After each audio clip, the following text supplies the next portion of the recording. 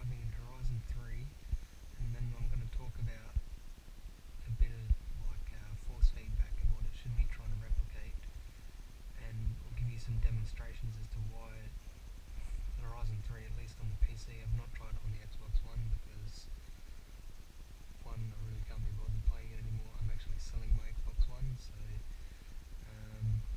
that's why it's packed up in a box. But anyway, we'll get into it. We'll go for a bit of a drive and we'll see what happens. Well, I already know what's going to happen, but I'll just explain it. Hopefully everyone will be able to understand it. And you'll have to ignore the shitty graphics because I'm running on literally the lowest settings possible to get this game to run on my computer. And we're running at 720p, so hopefully it should look alright for the video anyway.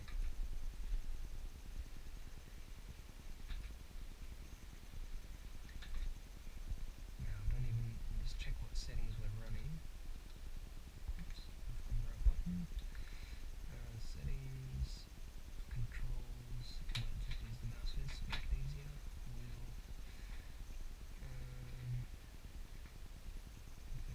Okay, so we're running vibration is off, so we don't get any stupid artificial forces.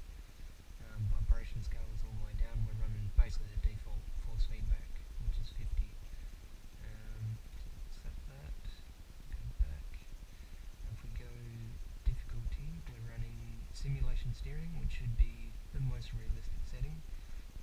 All other assists are off, manual with clutch, and we're running cosmetic damage because we're obviously going to crash. You'll see why. Alright, so we go back into the game.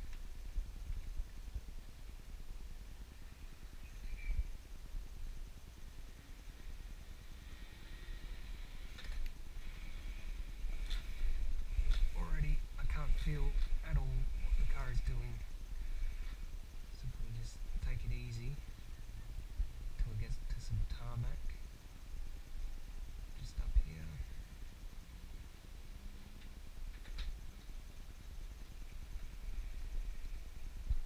Okay, now first things first, when a car's dead still, the force that acts on the steering wheel is just a damper as it's trying to drag the wheels across the floor. So if we turn this, so we'll get a bit of force.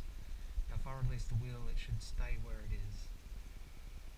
But we have a centering force while the car's not moving, which is unrealistic. No car in the world does that I'm aware of. So that's the first thing. Second thing is the centering force of the wheel itself. So if we come up to a turn up here,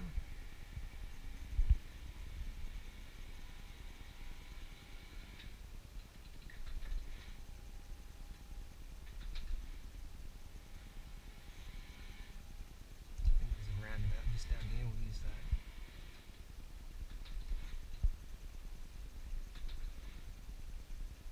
We turn around this roundabout.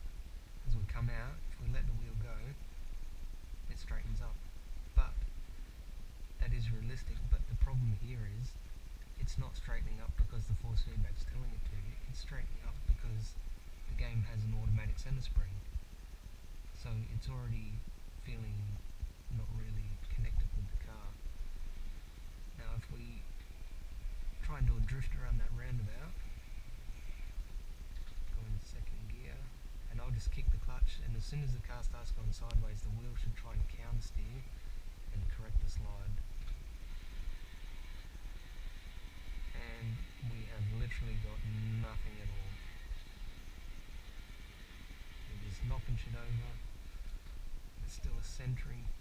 We still have force feedback, but it just literally does nothing at all. The most I've ever seen it move the wheel is about 45 degrees, which is absolutely garbage.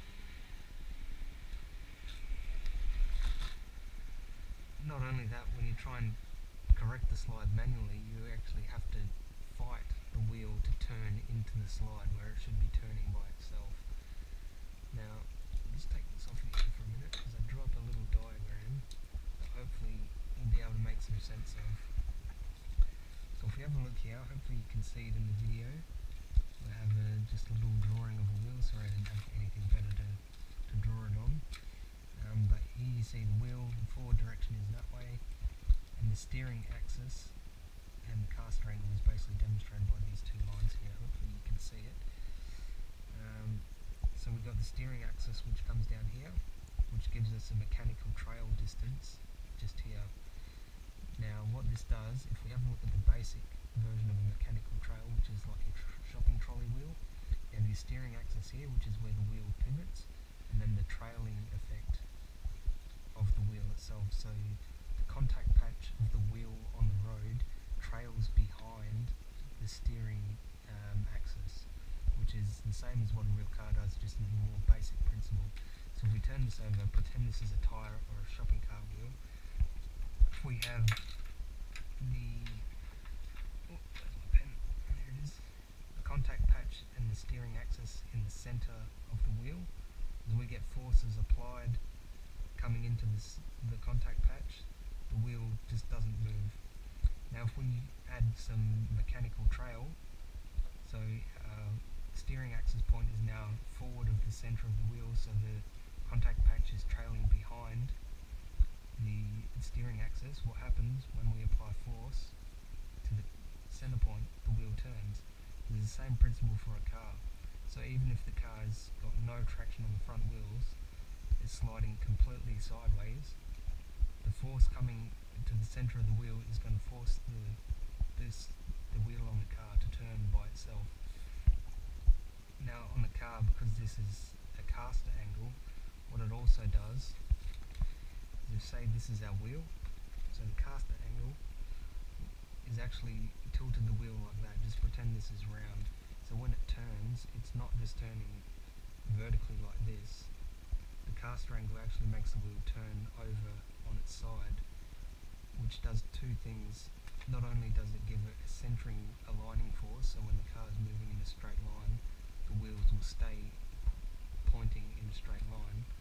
It also helps in adding cornering grip, because what it does is adds camber in the direction you turn. So say if we're looking at the wheel this way with our caster angle, when we turn the wheel, it actually adds, say this is our outside wheel here for our Ford Mustang, when we turn left, it actually adds negative camber on the outside wheel, which will help it bite into the road. And on the left hand wheel, it adds positive camber, which is also going to try and help it bite into the corner on the road.